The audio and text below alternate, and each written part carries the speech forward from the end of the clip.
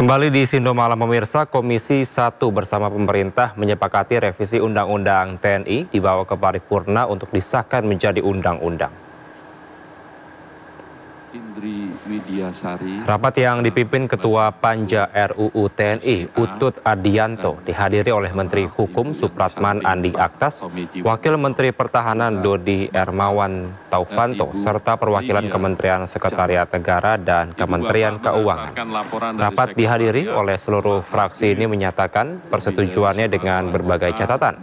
Setidaknya ada 3 pasal yang menjadi sorotan, yakni pasal 3 terkait kedudukan TNI, pasal 53 tentang usia pensiun bagi prajurit, hingga pasal 47 terkait penempatan prajurit aktif di kementerian atau lembaga. Tahun 2025 bahwa pemerintah juga telah menyetujui RUU tentang perubahan atas Undang-Undang Nomor 34 Tahun 2004 tentang TNI untuk dibawa pada pembicaraan tingkat 2 dalam rapat paripurna DPR RI untuk disetujui menjadi undang-undang. Di Bakamla nanti answer-answernya begini, di Bakamla itu nanti kira-kira akan ada perwira atau anggota TNI aktif, mungkin polisi, atau mungkin juga kejaksaan dan lain sebagainya. Pak, terkait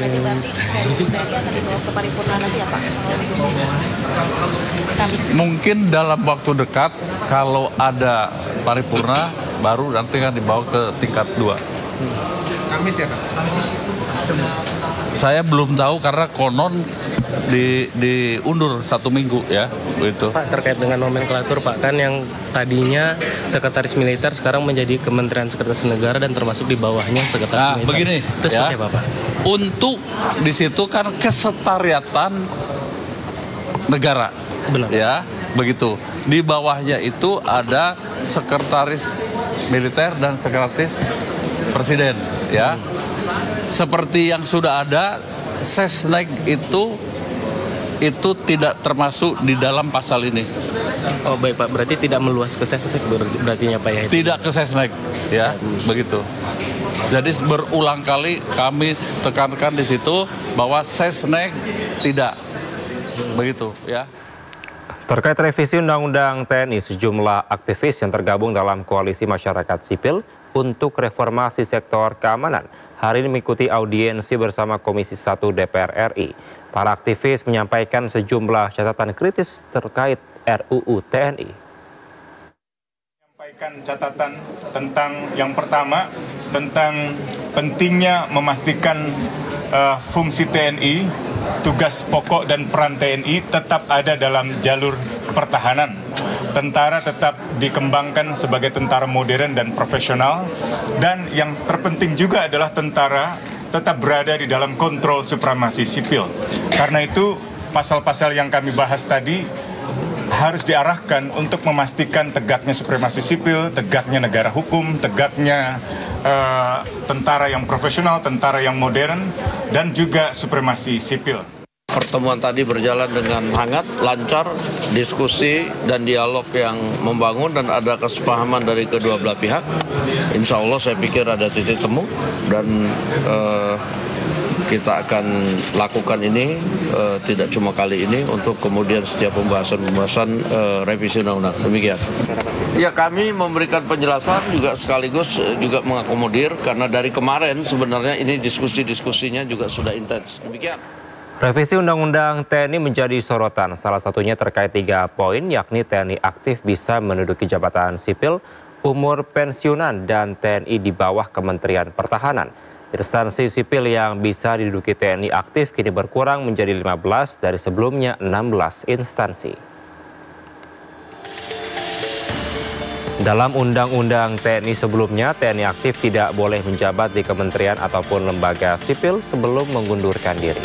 Terbaru, dalam revisi Undang-Undang TNI, perwira TNI aktif bisa menjabat di 15 instansi sipil atau kementerian dan lembaga dari sebelumnya 16. Kementerian Kelautan dihapus dari daftar instansi sipil yang bisa dijabat oleh prajurit aktif.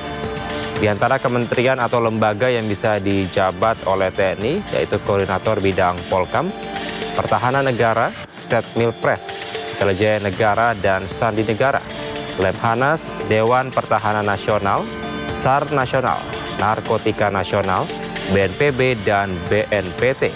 Selanjutnya Keamanan Laut, Kejaksaan Agung, Mahkamah Agung, dan Badan Nasional Pengelola Perbatasan atau BNPP.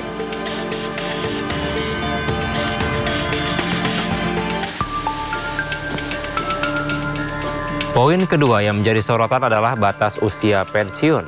Di Undang-Undang TNI, batas usia pensiun Bintara dan Tamtama 53 tahun dan 58 tahun.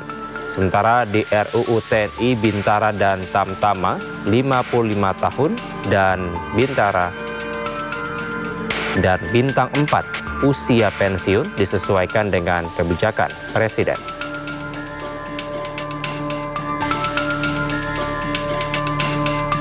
Poin ketiga yang menjadi perhatian adalah kedudukan TNI. Dalam revisi Undang-Undang TNI terakhir, TNI berada di bawah Kementerian Pertahanan.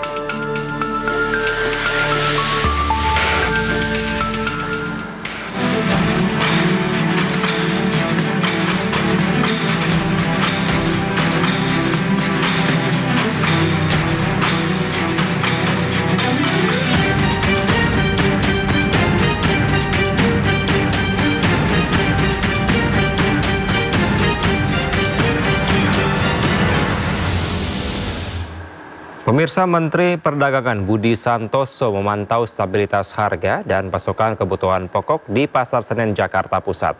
Mendak pastikan harga kebutuhan pokok terkendali selama bulan Ramadan hingga menjelang Lebaran.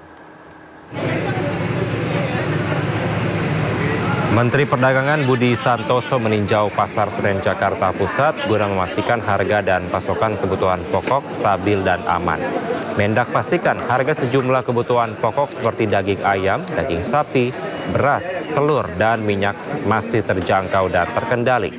Meski demikian, harga cabai terpantau masih fluktuatif karena pasokan terganggu akibat cuaca buruk. Pemerintah akan bekerja sama dengan sejumlah pihak untuk memantau pasokan dan harga kebutuhan pokok di sejumlah daerah dan pastikan tetap stabil dan terkendali hingga Lebaran mendatang.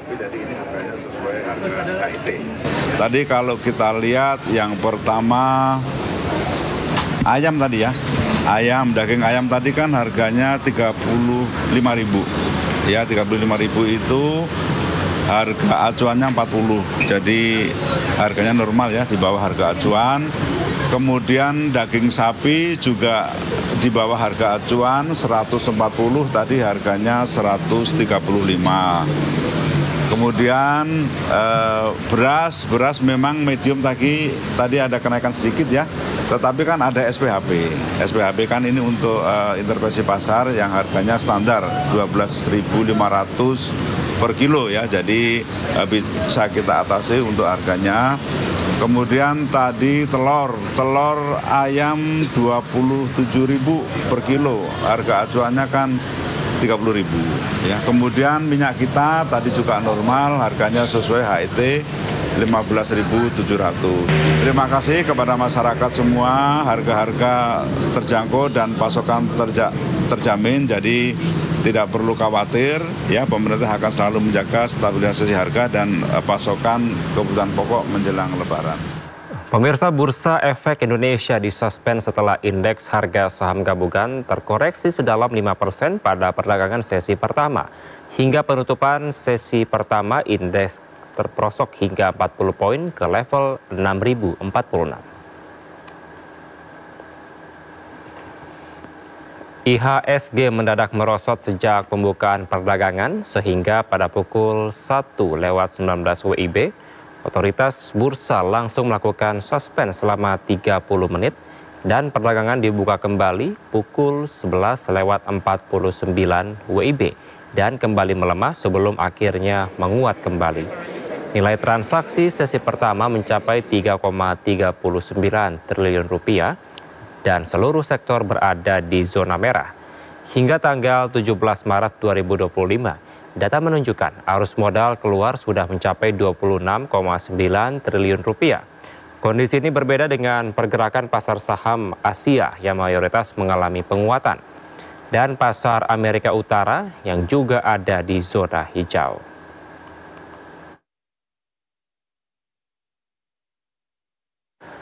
Wakil Ketua Dewan Perwakilan Rakyat Republik Indonesia, Sufmi Dasko, langsung mendatangi Bursa Efek Indonesia setelah laju indeks harga saham gabungan alami penurunan 5% lebih.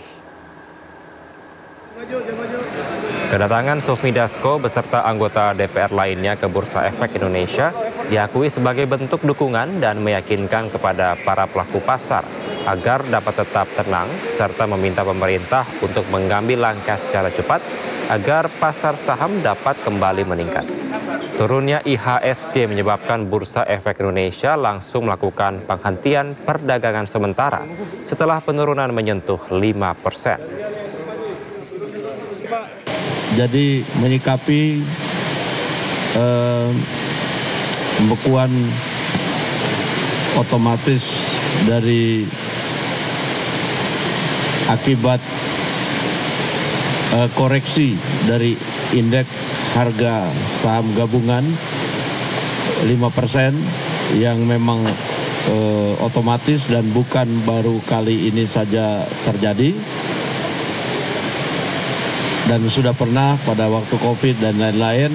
Kami pada hari ini melakukan kunjungan untuk support dan meyakinkan kepada pasar untuk tetap tenang.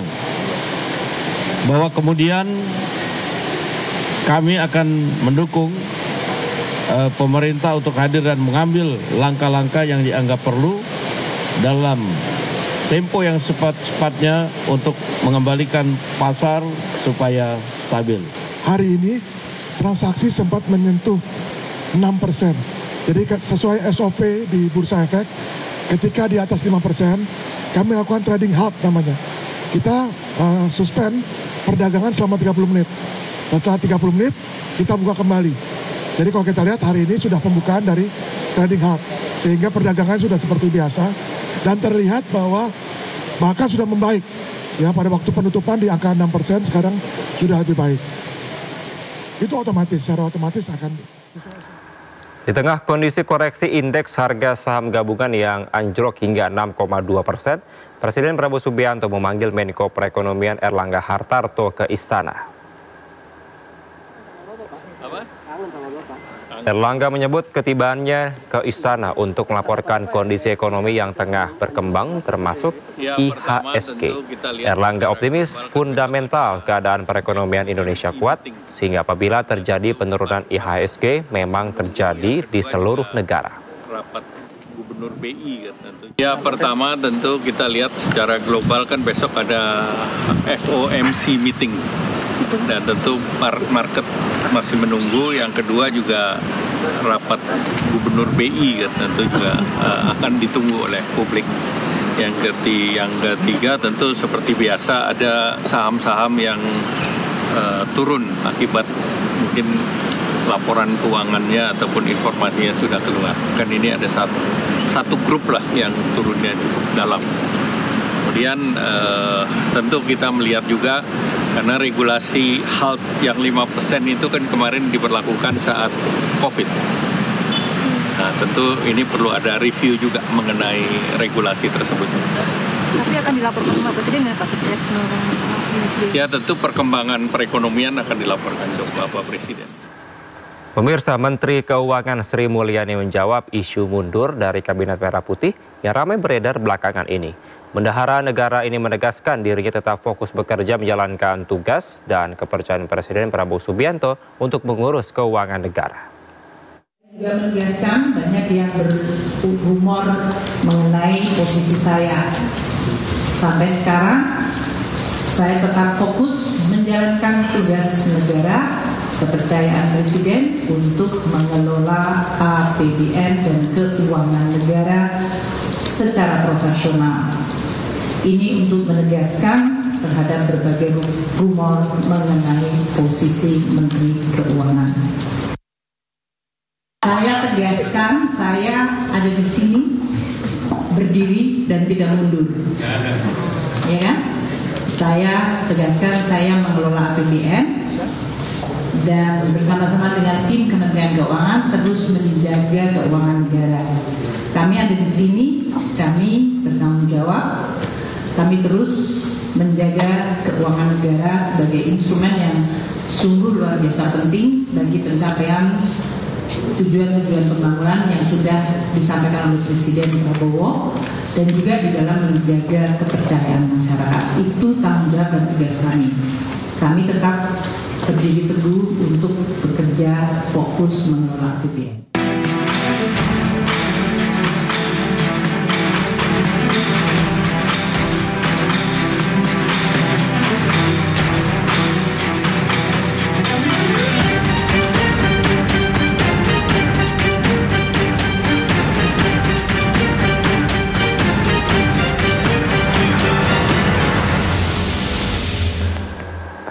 KJRI Chicago menyelenggarakan kegiatan Ramadan bersama dengan masyarakat dan juga diaspora Indonesia. Informasinya usai jeda.